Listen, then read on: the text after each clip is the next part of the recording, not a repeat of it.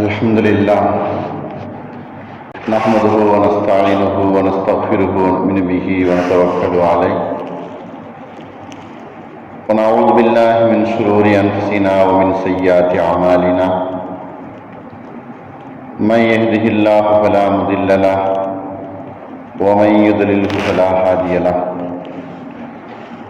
ونشهد أن لا إله إلا الله وحده لا شريك له ونشهد أن سيدنا ونبينا مولانا محمدا عبده ورسوله أما بعد فقد قال الله تعالى وأوحينا إليهم فعل الخيرات وإقام الصلاة وإيتاء الزكاة وكانوا لنا عابدين صدق الله العلي العظيم وقال النبي صلى الله عليه وسلم من كنزها فلم يؤدي زكاتها فويل له أو كما قال عليه الصلاة والسلام. புகழ் அனைத்தும் அல்லாஹ் ஒருவனுக்கே, சாந்தியும் சமாதானமும் நபிகள் நாயகம் ஸல்லல்லாஹு அலைஹி வஸல்லம் அவர்கள் மீதும் அவர்களை பின்பற்றிய உத்தம சத்திய சஹாபாக்கள், தாபியீன்கள், தபா தாபியீன்கள், குறிப்பாக நாம் எல்லோரின் மீதும் அல்லாஹுவின் சாந்தியும் சமாதானமும் என்றென்றும் நிலவட்டுமாக. ஆமீன். ரமலான் மாசத்தினுடைய முதல் ஜும்ஆவிலே நம்மை எல்லாம் அல்லாஹ் ஒன்று கூட செய்திருக்கிறான். அல்லாஹ் நமக்கு வழங்கிய அருள் பெரும் பாக்கியங்களில் ஒன்று, புனிதமிக்க ரமலானுடைய மாசத்திலே இந்த ஜும்மாவுடைய நாள் கிடைப்பது என்பது அது பெரும் பாக்கியம். அல்லாஹ் இது போன்ற பாக்கியங்களை நமக்கு வாழ்நாளிலே அதிகமாக தந்து நல் அருளுக்கு சொந்தக்காரர்களாக அல்லாஹ் நம் எல்லோரையும் ஆக்கியல் புரிவானாக.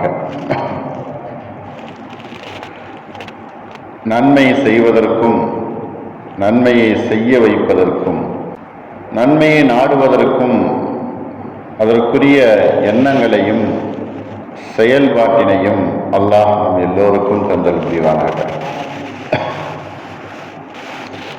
அன்பானவர்களே, இன்றைய ஜும்மாவினுடைய உரையாக ஜகாத் என்னும் கடமை. ஜகாத் என்னும் கடமை இஸ்லாத்தில் 5 கடமைகளில் ஒன்று ஜகாத் வழங்குதல் என்பது. அதை வாங்கக்கூடியவர்களும் உண்டு, கொடுக்கக்கூடியவர்களும் உண்டு, ஜகாத்தை வாங்கக்கூடியவர்களும் உண்டு. ஏனென்றால் ரமலானுடைய மாசத்துல ஜகாத் கொடுக்குதல் வாங்குதல் இது நம்முடைய பழக்கத்தில், நம்முடைய வளமையில் இருந்து வந்து கொண்டிருக்கிறது. ரமலானுடைய மாசத்துல கொடுக்கக்கூடிய இந்த தான தர்மங்கள் பன்மடங்காக நமக்கு கிடைக்குது என்பதற்காக வேண்டி ரமலான் மாசத்தை நம்முடைய சொத்துக்களிலே கணக்கிட்டு ஏழை எளியோர்களுக்கு அவர்களுடைய தேவைகளை பூர்த்தி செய்யும் வண்ணம் ஆகும் என்பதை நல்லெண்ணத்தை கருத்திலே கொண்டு நாம் இந்த ஜக்காத்தை ரமலானுடைய மாசத்துல கொடுத்து கொண்டிருக்கிறோம். அதுவும் இந்த வருடத்திலே யார் புது கணக்கு பார்ப்பார்களோ தொழிலிலே, வியாபாரத்திலே, அதுவும் இந்த ரமலானுடைய மாசமும் ஒன்றாக வந்திருப்பதனால தன்னுடைய தொழிலினுடைய கணக்குகளையும் பார்த்து இருப்பு, மீதி, செலவு, நம்முடைய கணக்கு வழக்குகள், ஜக்காத்து கொடுக்கக்கூடிய அளவு எல்லாத்தையும் கணக்கு பார்த்து ரமலானுடைய மாசத்துல கொடுப்பதனால் ஒன்றுக்கு 70 அல்லாஹ் நமக்கு நன்மைகளை வழங்குகிறான். அப்படிங்கிற நோக்கத்திலேயும் இந்த ஜும்மாவிலே ஜக்காத் என்னும் கடமை அப்படிங்கிற தலைப்பின் கீழ் சில விஷயங்களை சொல்லவும் கேட்கவும் அல்லாஹ் நமக்கு வாய்ப்பை தந்திருக்கிறான். அவனுக்கே அனைத்து புகழும். ஜக்காத் என்பது இஸ்லாத்தில் ஈமான் கொண்டவர்களுக்கு, இஸ்லாத்தை ஏற்றுக்கொண்டவர்களுக்கு அவர்கள் செய்யக்கூடிய ஒரு கடமை தான் ஜக்காத். இது எதை சார்ந்தது? பொருளாதாரத்தை சார்ந்தது, பொருள் வகையை சார்ந்தது. இது உடல் வகை அல்ல, இது பொருள் வகை. கலிமாத்துகளிலே கடமைகளிலே சில கடமை பொருள் சார்ந்த கடமைகளாக இருக்கிறது. அதுல முக்கியமாக ஜக்காத்தினுடைய கடமை என்பது முழுக்க முழுக்க பொருள் சார்ந்த கடமை தான். தொழுகை இருக்கட்டும், நோன்பு இருக்கட்டும், ஹஜ்ஜாக இருக்கட்டும், எல்லாமே உடல் வணக்கங்கள், உடல் சார்ந்த வணக்கங்கள். ஹஜ்ஜுக்கு பணம் தேவை என்றாலும் கூட அங்கு சென்றதற்கு பின்னால் நாம் செய்தல் என்பது உடல் சார்ந்த ஒரு கிரிகைகள் தான். ஆனால் ஜக்காத் என்பது பொருளை கொடுக்கணும். நாம் வைத்துக்கொண்டு உடலால் எந்த ஒரு இபாதத்தும் செய்ய முடியாது. ஜக்காத் என்பது அடுத்தவர்களுக்கு நம்முடைய பொருளை கொடுத்து விடுதல். பொருளாதாரம் சார்ந்த முழுமையான கடமை என்பது ஜக்காத்தினுடைய கடமை. இது நபி ஸல்லல்லாஹு அலைஹி வஸல்லம் அவர்களுடைய காலத்திலிருந்து நடைமுறையில் இருந்தாலும் கூட இதை எப்போ அல்லாஹ் கடமையாக ஆக்கினா அப்படின்னு சொன்னா, இப்ராஹிம் அலைஹிஸ்ஸலாம் அவர்களுடைய காலத்திலேயே ஜக்காத் கடமையாக ஆகிவிட்டது. அல்லாஹ் திருமறையிலே சொல்லுவான், வஅவ்ஹைனா இலைஹிம் ஃபிஅலல் கைராத்தி வ இகாமஸ் ஸலாத்தி வ ஈதாஅஸ் ஸக்கா. அவர்களுக்கு நாம் வஹியை கொடுத்தோம், நல்ல காரியங்கள் செய்ய வேண்டும் என்றும், தொழுகையை நிலைநாட்ட வேண்டும் என்றும், ஜக்காத்தை கொடுத்து வர வேண்டும் என்றும். சூரத்து அம்பியாயில அல்லாஹ் இந்த வசனத்தை சொல்லி காட்டுகிறார். இப்ராஹிம் அலைஹிஸ்ஸலாம் அவர்களுடைய காலத்திலேயே ஜக்காத் என்பது கடமையாக ஆக்கப்பட்டு விட்டது. அதற்கு பின்னால் எவ்வளவு கடமை, யாருக்கு கடமை, யாருக்கு கொடுக்க வேண்டும் என்பதையெல்லாம் நபி ஸல்லல்லாஹு அலைஹி வஸல்லம் அவர்களுடைய காலத்தில் நபி அவர்கள் தெளிவுபடுத்தி இருக்கிறார்கள். இந்த ஜக்காத் கொடுக்குதல் என்பது அரசு வரியை சார்ந்ததாக ஆகாது. சில பேர் நினைத்து கொள்கிறோம், ஜக்காத் ஜிஎஸ்டியில சேர்ந்ததா இருக்கும், அல்லது வேற ஏதாவது வரியில் அதை சேர்த்துருவோம், அதுக்கு கொடுத்ததாக கணக்கு எழுதிடுவோம் அப்படின்ட்டு செய்ய முடியாது. எந்த ஒரு வரியையும் இது சார்ந்தது கிடையாது. மாறாக ஜக்காத் என்பது ஒரு முஸ்லிம் தன்னுடைய சொத்திலிருந்து நேரடியாக தேவையுடையவர்களுக்கு, ஏழை எளியவர்களுக்கு அதை கொடுத்து விடுதல் நேரடியாக. இதுதான் ஜக்காத்தினுடைய நிலை. வரி என்பது, இன்கம் டாக்ஸ் என்பது, ஜக்காத்தும் இன்கம் டாக்ஸும் ரெண்டும் ஒன்றாக ஆகாது. அது வேற, இது வேற. அதனால ஜக்காத் என்பது முஸ்லிம்களுக்கு, ஈமான்தாரிகளுக்கு கட்டாய கடமையாக இருந்து கொண்டிருக்கிறது. ஜக்காத் கொடுக்காவிட்டால் அல்லாஹ்விடத்தில் மிகப்பெரிய பாவியாக ஆகுவார்.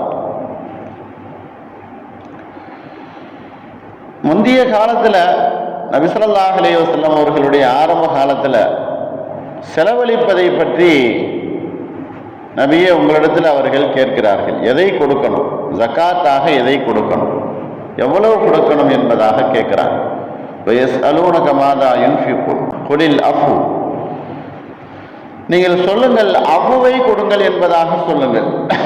அஃபு அப்படின்னு சொன்னா உங்களுடைய தேவைக்கு போக, உங்களுடைய குடும்ப தேவைக்கு போக, உங்களுடைய குழந்தைகள், உங்களுடைய பெற்றோர்கள், இவர்களை உள்ள தேவைகளை எல்லாம் பூர்த்தி செய்ததற்கு பின்னால மேல் மிச்சமாக இருக்கக்கூடிய அந்த பொருளை சக்காத்தாக கொடுங்கள் என்பதாக அல்லாஹ் திருமறையிலே சொல்லி காட்டுகிறார். யஸ்அலூனக மாதா யுன்ஃபிகூன் குலில் அஃபு என்பதாக.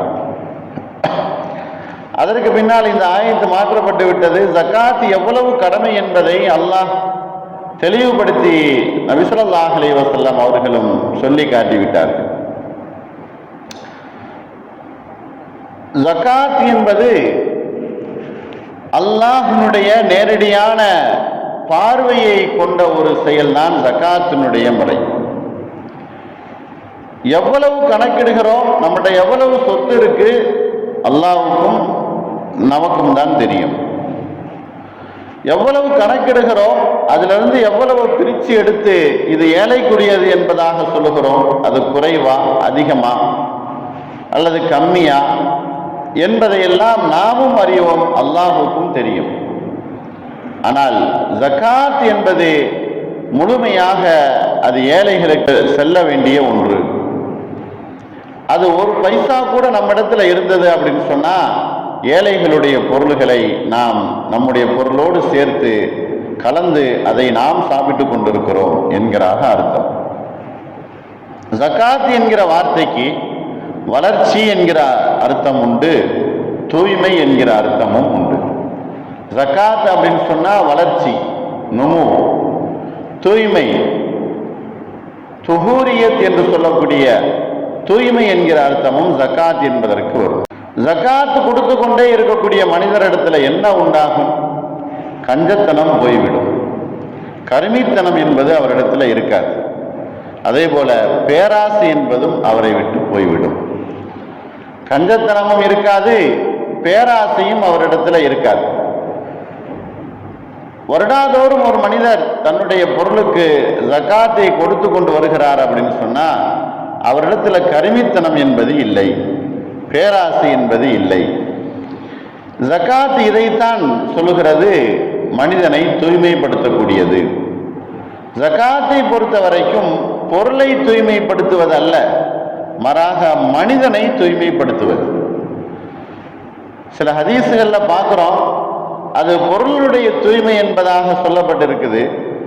ஆனால் ஆய்வினுடைய அடிப்படையில், ஹதீஸுகளுடைய ஆய்வின் அடிப்படையில் தூய்மை என்பது மனிதனுடைய தூய்மையைத்தான் தவிர மாறாக பொருளுக்கு எந்த ஒரு அசுத்தமோ அதுக்கு தூய்மைப்படுத்துதல் என்பதோ இல்லை.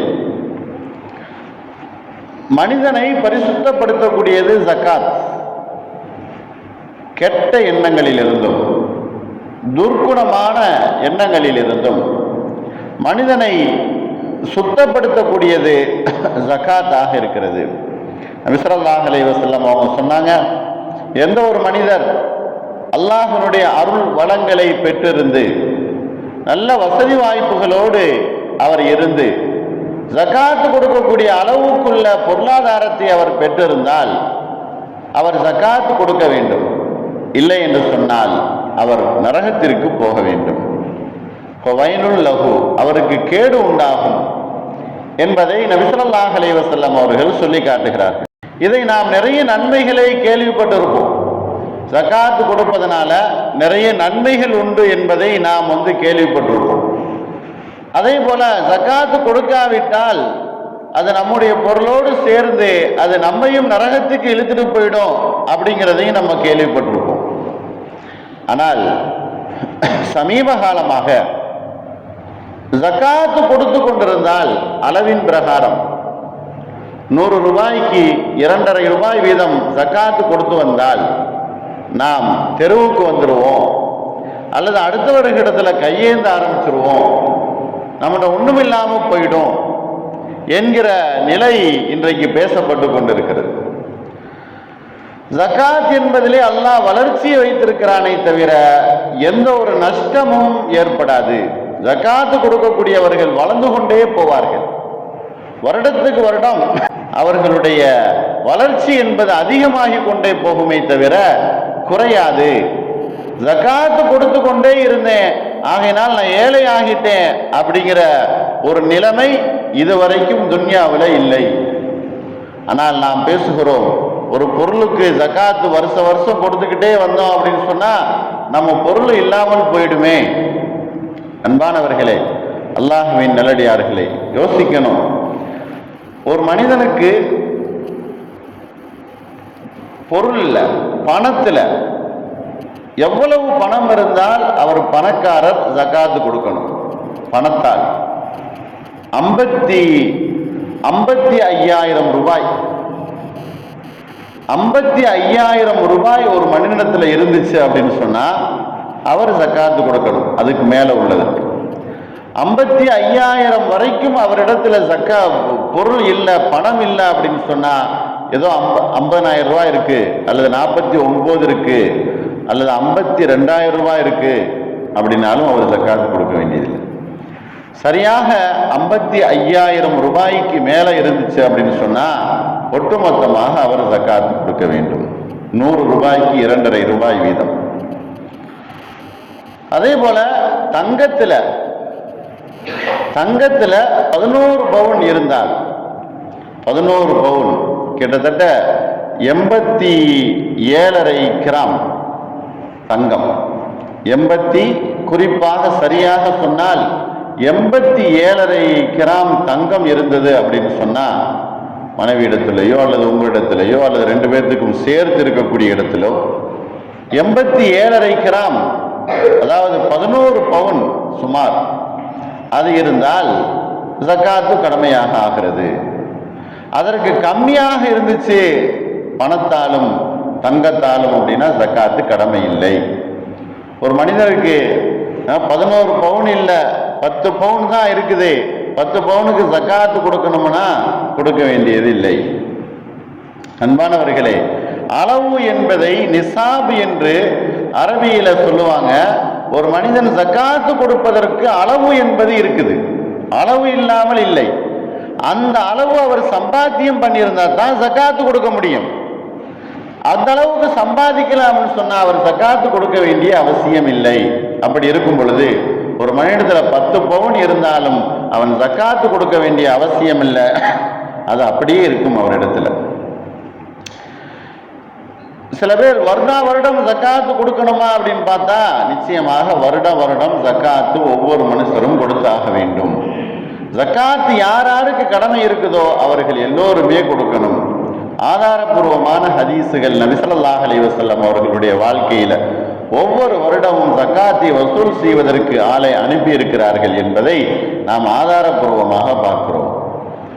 ஒரு பொருள் ஒரு தடவை ஜகாத்து கொடுத்துட்டா அந்த பொருள் முழுமையாக சுத்தமாயிடுது, ஆகினால் இனிமேல் ஜகாத்து கொடுக்க வேண்டியதில்லை அப்படிங்கிற நிலை அல்ல. மாறாக மனிதன் அவனை சுத்தப்படுத்துவது அப்படின்னு சொன்னா அது வருடாதோறும் கொடுக்க வேண்டும். பொருளை சுத்தப்படுத்துதல் அப்படின்னு சொன்னா ஒரு தடவை கொடுத்தால் போதும். ஆனால் மனிதனை சுத்தப்படுத்துதல் என்கிற அர்த்தத்தை தான் வைக்க வேண்டுமே தவிர பொருளை சுத்தப்படுத்த வேண்டும் என்கிற அர்த்தம் இல்லை. ஒரு சுமாரான ஒரு கணக்கு, ஒரு மனிதன் ஜகாத்து கொடுத்து கொண்டு வந்தால் குறைந்து விடும் அப்படின்னு சொல்லுதல் என்பது எந்த விதத்தில் நியாயம் என்பதை புரிய முடியவில்லை. 20 பவுன் நகை இருக்கிறது ஒரு மனிதனிடத்தில், 20 பவுன் நகை இருக்குது, ஜகாத்து கொடுக்கணும். எவ்வளவு கொடுக்கணும்? 4 கிராம் கொடுக்கணும். 20 பவுன் நகை இருந்தால் 4 கிராம் ஜகாத்து கொடுக்கணும், அவ்வளவுதான். கிட்டத்தட்ட 170 கிராம் அல்லது 175 கிராம். இதுல 170 கிராம் இருக்கக்கூடிய அந்த கிராமினுடைய கணக்கின் பிரகாரம் 4 கிராம் கொடுக்குதல் 20 பவுன் இருக்கும் பொழுது, இப்ப 20 பவுன்ல 4 கிராம் நாம கொடுத்துட்டோம் அப்படின்னு சொன்னா வரக்கூடிய வருடத்துல 20 பவுன் இருக்காது, 19 பவுனும் 6 கிராமும் தான் இருக்கும். 4 கிராம் சென்ற வருஷம் நம்ம கொடுத்துட்டோம்.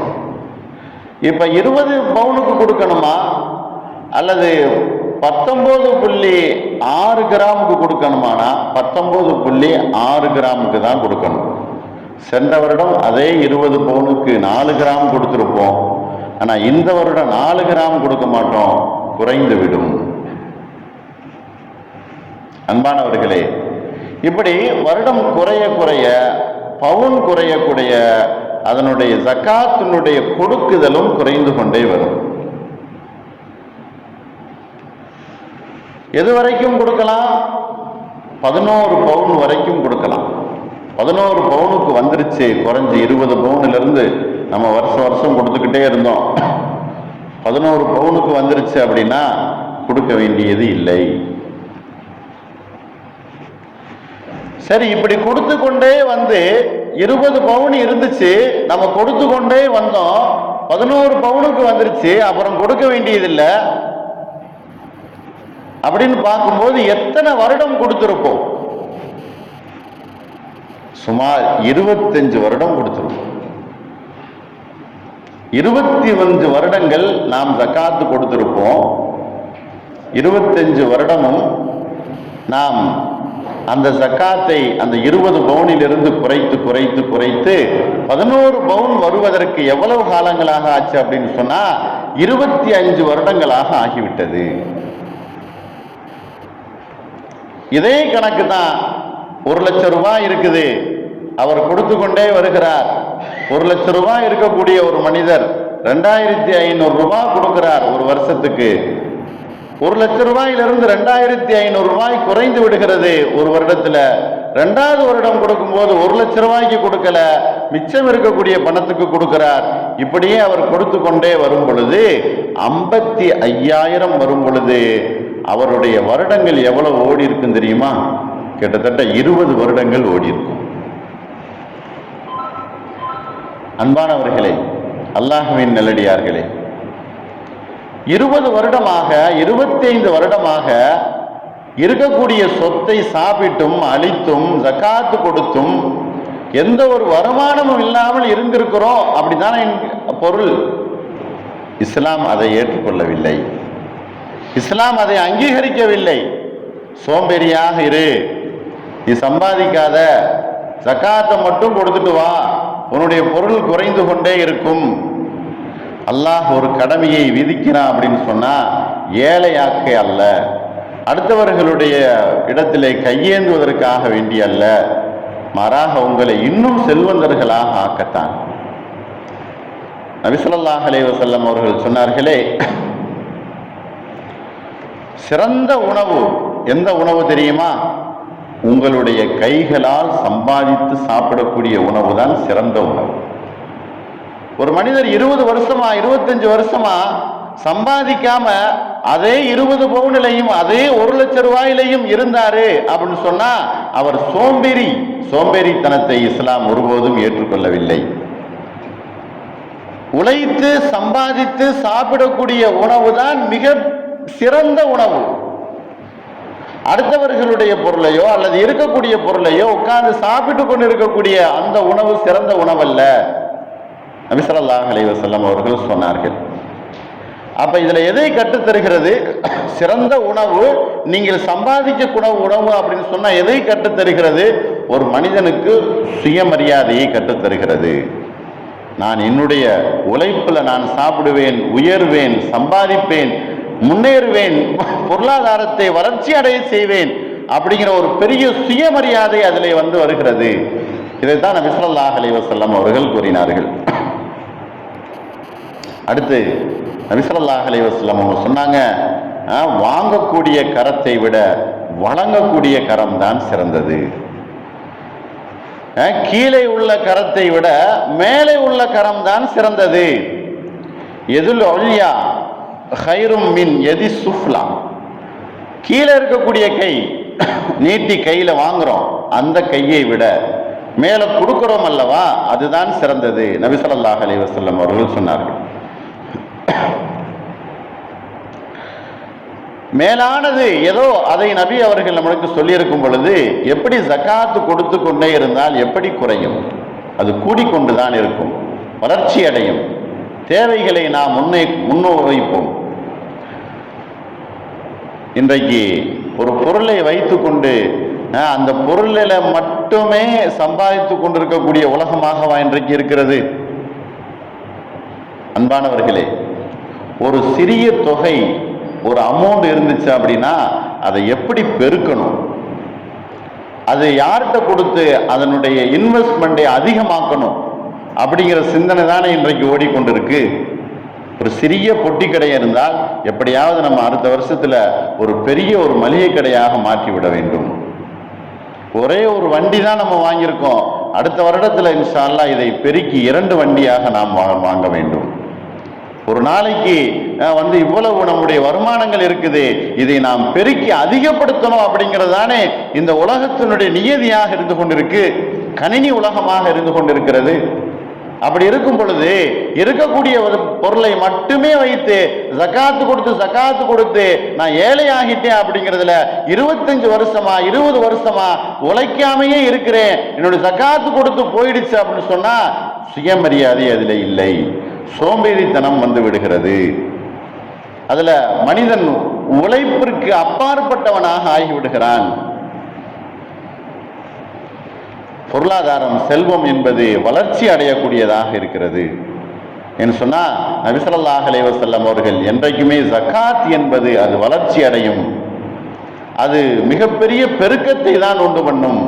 அல்லாஹ் திருமறையிலே சொல்லுவதை போல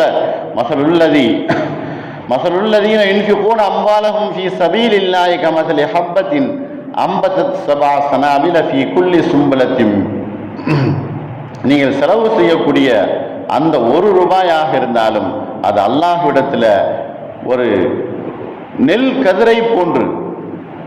அது எப்படி ஒரு கதிரை, ஒரு விதையை நாம் விதைக்கிறோம், 1 ரூபாயை நாம் கொடுக்கிறோம், அந்த விதையிலிருந்து வரக்கூடிய அந்த கதிர்கள் இருக்குதே அது 7 கதிர்களாக வருகிறது. 7 கதிரிலையும் ஒவ்வொன்றிலையும் 100 விதைகள் இருக்கிறது. மொத்தம் 700 விதைகள் ஒரு விதைக்கு நாம் கொடுத்து விடுகிறோம். ஒரு விதைதான் விதைத்தான், ஆனால் அதிலிருந்து முளைத்தது என்பது ஒரு செடிக்கு 700 வித்துக்கள், 700 நெல்லுகள் அதிலே வந்து விடுகிறது. அதுபோல நீங்கள் கொடுக்கக்கூடிய 1 ரூபாய்க்கு அல்லாஹ்விடத்துல மிகப்பெரிய அதுல செழிப்பு என்பது இருக்குது, வளர்ச்சி என்பது இருக்குது. ஆகையினால வருடாதோறும் நாம் ஜகாத்து கொடுத்து வந்தோம் அப்படின்னு சொன்னா அதுல அல்லாஹ்விடத்துல உயர்ந்த அந்தஸ்தும் இருக்குது, இந்த துன்யாவில் நமக்கு பொருளாதாரத்துல மிகப்பெரிய உயர்வையும் நாம் காண முடியும். ஜகாத்து கொடுக்காவிட்டால் நபி ஸல்லல்லாஹு அலைஹி வஸல்லம் அவர்கள் சொன்னார்கள், எந்த ஒரு மனிதர் பொருளாதாரத்தை அல்லாஹ்வினுடைய அருளை பெற்றிருந்து ஜகாத்து கொடுக்க மறுத்தால், அல்லது கொடுக்காமல் விட்டுவிட்டால், அல்லது ஏமாற்றி விட்டால், அல்லது மறைத்து விட்டால் அவருக்கு வயல் கேடு என்கிற நரகம், வயல் என்கிற நரகம் அவருக்கு இருக்குது என்பதை நபி ஸல்லல்லாஹு அலைஹி வஸல்லம் அவர்கள் கூறினார்கள். ஆகையினால் ரமலானுடைய மாதம் இருக்குதே, நம்முடைய இபாதத்துகளை அதிகமாக்கக்கூடிய ஒரு மாதமாக இருந்தாலும் அந்த மாதத்தில் பொருளாதாரம் படைத்தவர்கள் ஏழை எளியவர்களுக்கு தங்களுடைய பொருளாதாரத்திலிருந்து கொடுத்து உதவுதல், இதனுடைய வரிசை பட்டியலிலே நம்முடைய சொந்த பந்தங்கள், நெருங்கிய சொந்த பந்தங்கள் இருந்தால் அவர்களுக்கு நம்முடைய ஜகாத்தினுடைய பொருளை கணக்கிட்டு முழுமையாக அவர்களுக்கு கொடுப்பது. ஒரு நபருக்கு கொடுக்கலாமா அல்லது பல நபருக்கு கொடுக்கலாமா அப்படின்னா நம்முடைய பொருளாதாரத்தை பொறுத்து, நாம் எவ்வளவு கொடுக்கிறோம் அப்படிங்கிற அளவை பொறுத்து. சிறப்பு என்ன அப்படின்னு சொன்னா ஒரு மனிதனுடைய குடும்ப தேவையை பூர்த்தி செய்யக்கூடிய அளவுக்கு அவருக்கு நாம் ஜகாத்தினுடைய பொருளை கொடுத்து விடுதல். ஒரு 100 ரூபாய் வைத்துக்கொண்டு 100 பேருக்கு கொடுப்பதை விட ஒரு நபர் தன்னுடைய தேவையை பூர்த்தி செய்கிறார் அப்படின்னு சொன்னா அவருக்கு கொடுப்பதே சிறந்தது.